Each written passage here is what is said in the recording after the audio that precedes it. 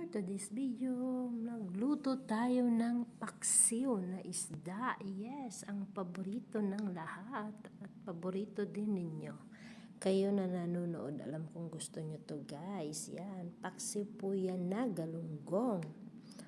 Yan, paborito po namin yan, ang paksiw. Ayan po, naglalagay na ako ng para ilagay sa ref kasi naka-stack lang po yan. Ayan, yan po ang ginagawa namin.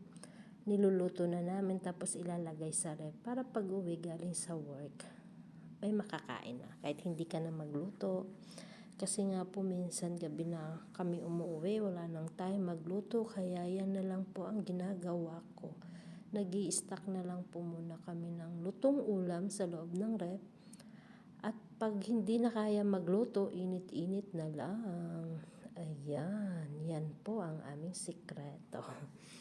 Kaya kami ay hindi nagugutom. Ayan guys.